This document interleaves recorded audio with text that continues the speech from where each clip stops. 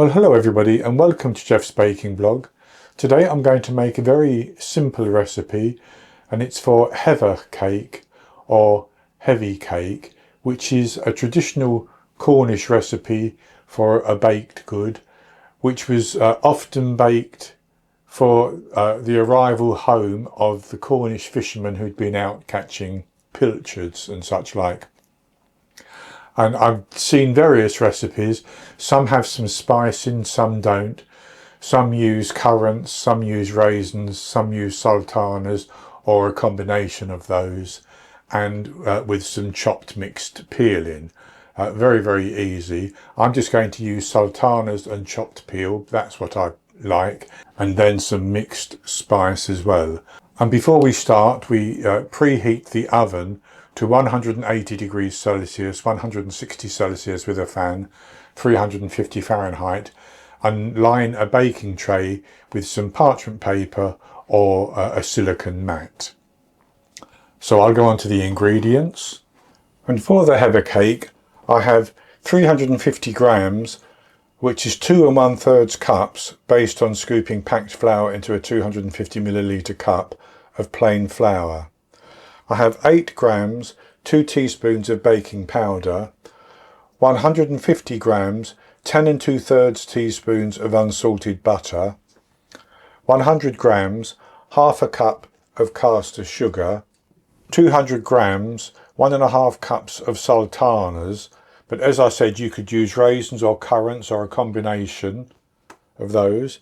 I have 50 grams, which is 1/3 cup of chopped mixed peel, 4 grams, 2 teaspoons of mixed spice, 6 grams of salt, and I also have 100 milliliters, 6 tablespoons plus 2 teaspoons of milk. So that's all the ingredients, and we're simply going to get all those mixed together. And I'm going to start the process in the processor bowl of my immersion blender, and I'm going to put my flour into that.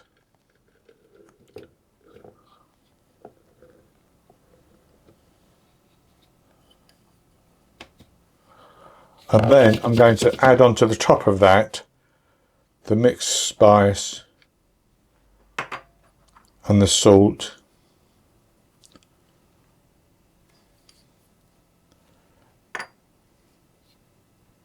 and the baking powder. I'm going to put the sugar in at this stage as well.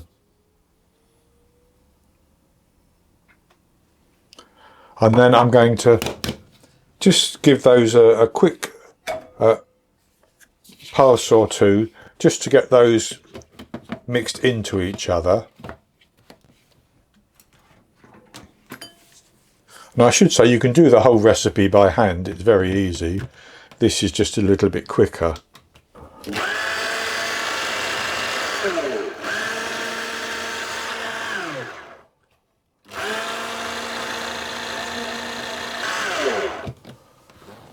And with that mixed together, I'm going to put my butter in, and this is cold butter. And if you're doing it by hand, you simply rub the butter into the flour mixture until it resembles fine breadcrumbs. And I will do that with this.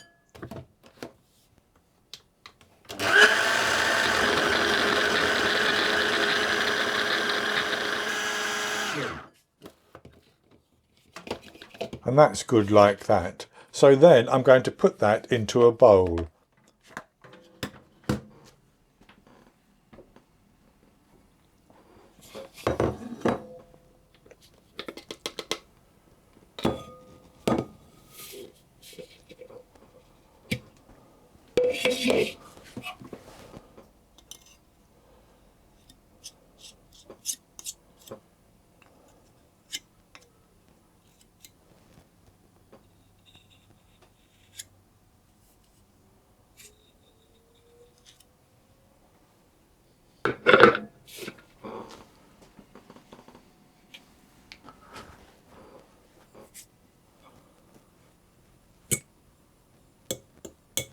And with that in the bowl, I'm going to add in my sultanas and my chopped mixed peel. I'm going to just toss those around and get those mixed through.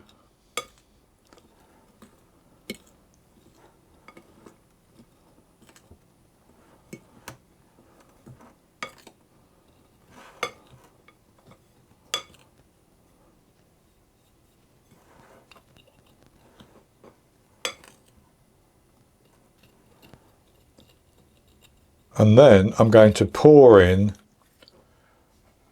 my milk,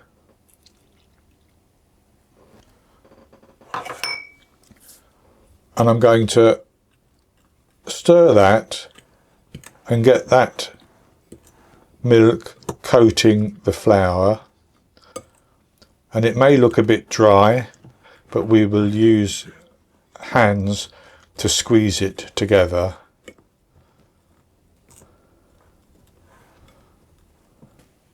And that's beginning to come together.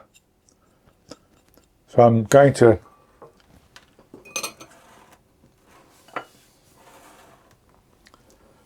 use my hands and I'm going to squeeze that. It's a little bit messy, your hands will get sticky, but it will all work out fine.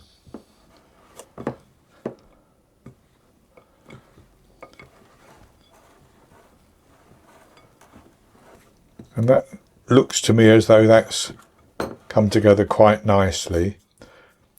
So I'm going to tip that out onto my lined baking tray. I've got that tipped out.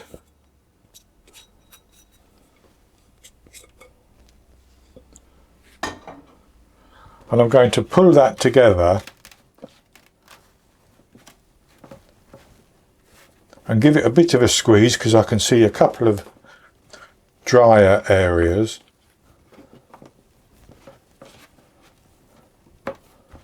But I don't want to knead the dough. And with that squeezed into a rough circle, I'm going to press it down, keeping it in a circle. You can do it in a square if you want to. We're going to score the top to make a sort of fishing net pattern on the top, which means you would have some smaller pieces and larger pieces when you actually cut it later. But if you want to do it in a square and make the pieces equal, that would work perfectly fine. And I want this to be about 3 centimetres thick, which is slightly over 1 inch. And that's good enough like that.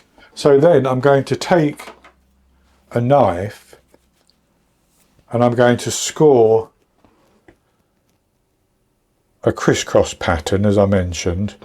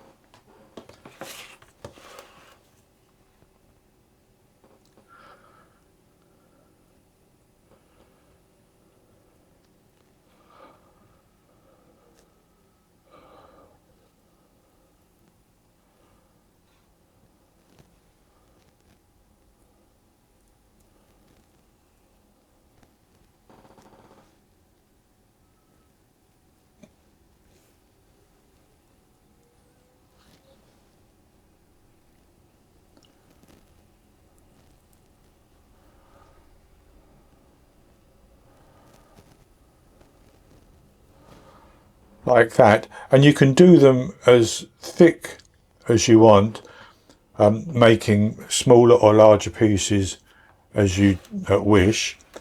But with that scored like that, I've actually got a little bit of extra caster sugar, which I'm just going to sprinkle over the top This is optional, or you could leave it and do it after you've done the bake.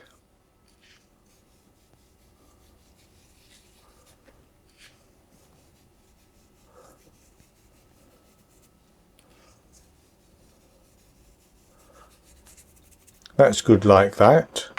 And I'm going to put that into the oven, and I'm going to bake it for about 40 to 45 minutes until it colours nicely on the top and it cooks all the way through.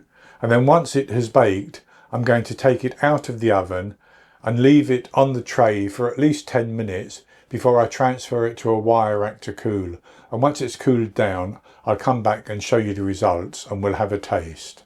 I baked my Hevva cake for 40 minutes and it looked perfectly baked, so I took it out of the oven and I left it on the baking tray for 10 minutes. Then I took it off the tray. Now it's still warm, and I have read that it's often eaten warm, so I thought, well, I will cut a piece and have a taste of it while it's warm, but I'm sure it would be perfectly good when it's cold as well. So I'll show you what it looks like. And as you can see, it's baked up very nicely, cooked all the way through. And I'll have a taste of this piece.